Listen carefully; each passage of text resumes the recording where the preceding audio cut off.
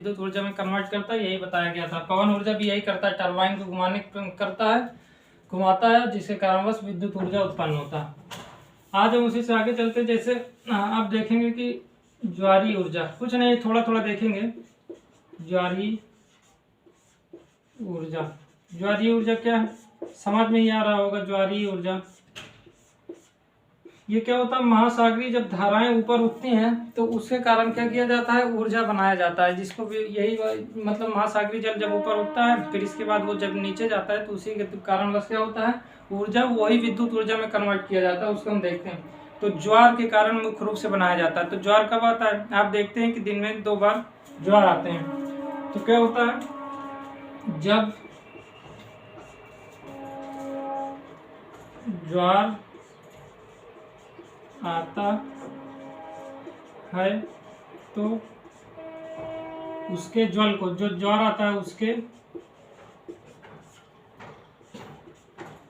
जल को रोक लिया जाता है, बांध के द्वारा रोक लिया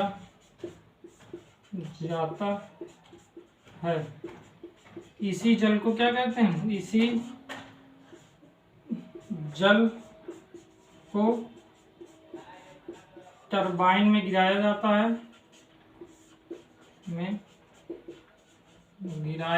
है, और ऊर्जा उत्पन्न की जाती है, जिससे विद्युत ऊर्जा उत्पन्न होती है। विद्युत ऊर्जा उत्पन्न होती है। ठीक, कोई परेशानी तो नहीं। देखिए, ज्वार आता है, आप जानते हैं कि मुख्य रूप से जहाँ खाड़ी वाला होता है, जहाँ खाड़ियाँ होती हैं वहाँ पर देखते हैं जो सक्रिय खाड़ियाँ होती है वहाँ पर जल क्या होता है, जब ज्वार आता है, ज्वार का मतलब पानी, महासागरीय जल का ऊपर उठ जाना ही ज्वार कहलाता है। हम लोग अभी ज्वार भाटा के बारे में देखे नहीं है, विश्व भूगोल में देखना ही है, मतलब 2-3 टॉपिक हो जाएगा चट्टान वट्टान के बाद, तो वहाँ आ जाएंगे। ज्वार भाटा क्या है, मुख्य रूप से ये जानिए कि महासागरीय जल का जब क्या हो जाता है, ऊपर उठ जाता है तो उसे ज्वार कहते हैं। जब वो नीचे फिर आ जाता है तो ये ऐसा क्यों होता है, वो एक होता है चंद्रमा और सूर्य के गुरुत्वाकर्षण के कारण। ठीक है, ऐसा होता है। तो जब ज्वार का मतलब हो गया कि महासागरीय जल का ऊपर उठ गया, और जब उठेगा तो सक्रिय खाड़ियाँ, मान लेते हैं ये सक्रिय खाड़ियाँ ये हैं, ये है और यहाँ पास है।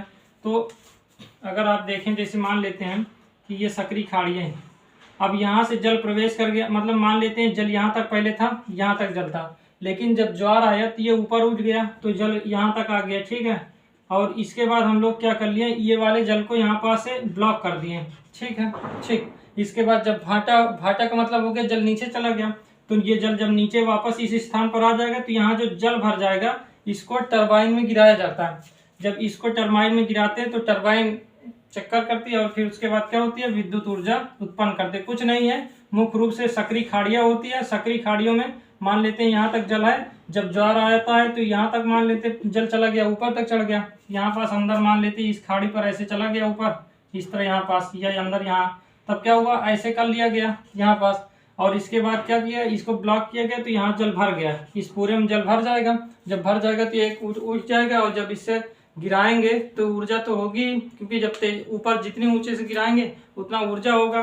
फिर जब ऊर्जा होगा तो वही टरबाइन में गिरेगा, वो घूमेगा और क्या हो जाएगा, विद्युत ऊर्जा उत्पन्न होगी।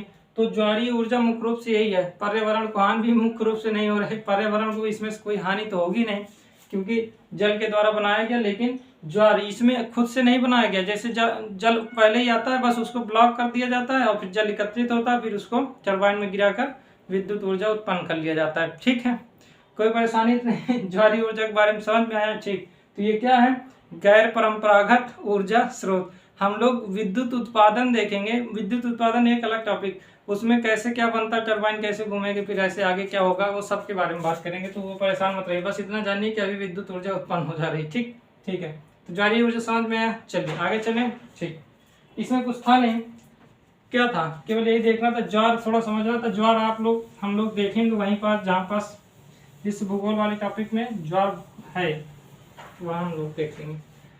अब जैसे भूतापीय ऊर्जा, इसमें से भी कुछ नहीं किया जाता। जैसे मान लेते हैं, लिख लीजिए,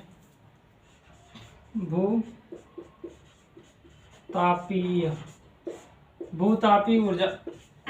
भूतापी का मतलब भूमि का ताप, ताप का मतलब हो गया, तो ताप तो जानते हैं टेम्परेचर हो गया, और ये हो गया भूमि, भू का मतलब भूमि।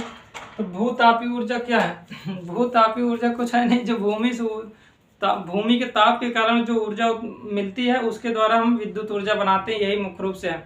ये कैसे होता है? आप लोग गीजर का नाम सुने?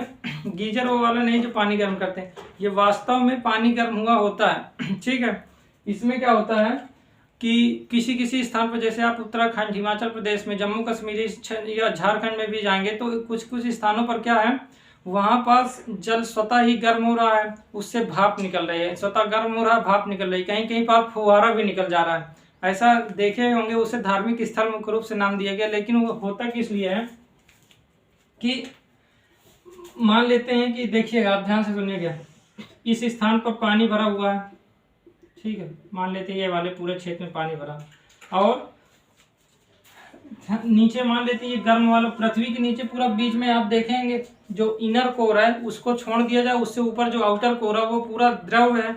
जब द्रव है तो किसी कारणवश ज्वालामुखी आता है, और ज्वालामुखी आने के कारण क्या होता है, मान लेते हैं यहाँ तक आया, ठीक, यहाँ तक ज्वालामुखी आ गया, लेकिन ऊपर नहीं निकल पाया, इसका मान लेते हैं प्रेशर नहीं है।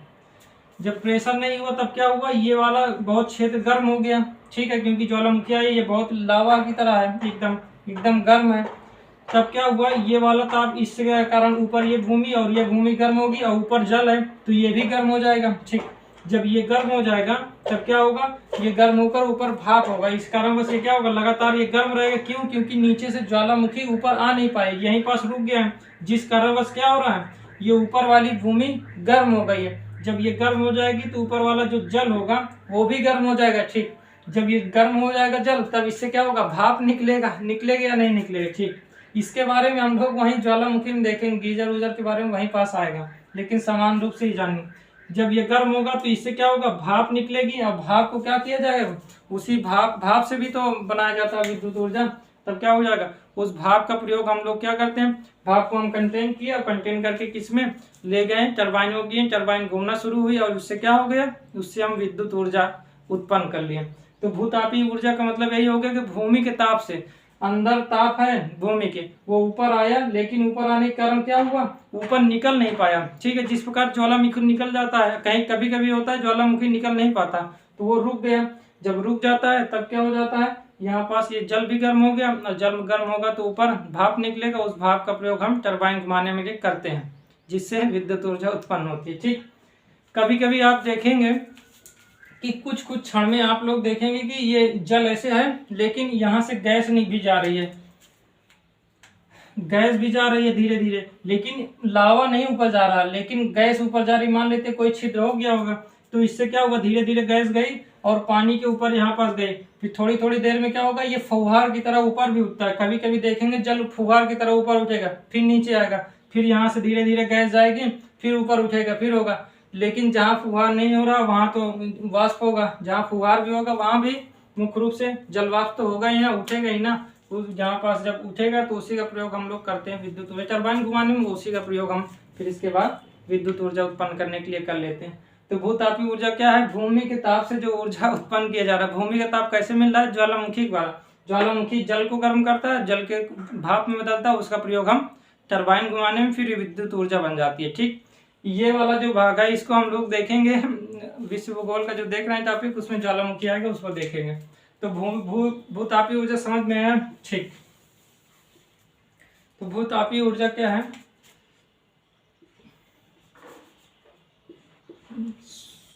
गर्म जल के भाप को टरबाइन घुमाने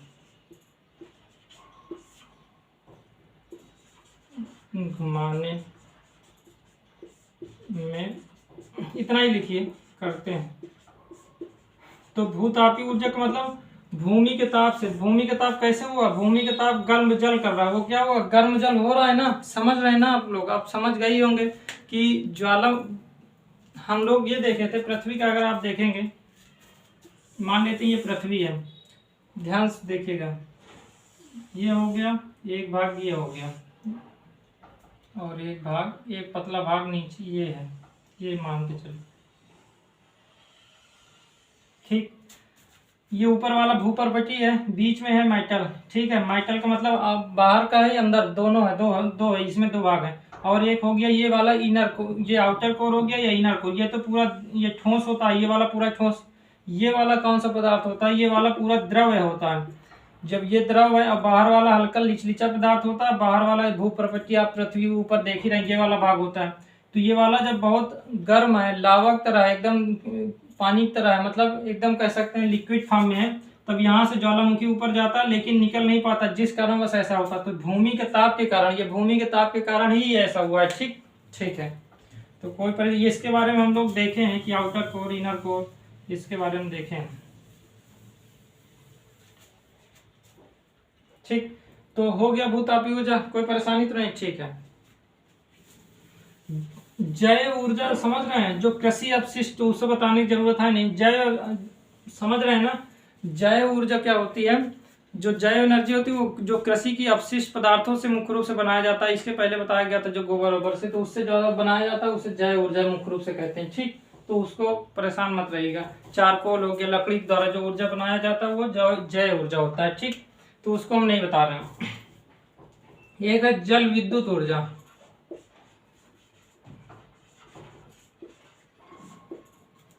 जल विद्युत ऊर्जा क्या है?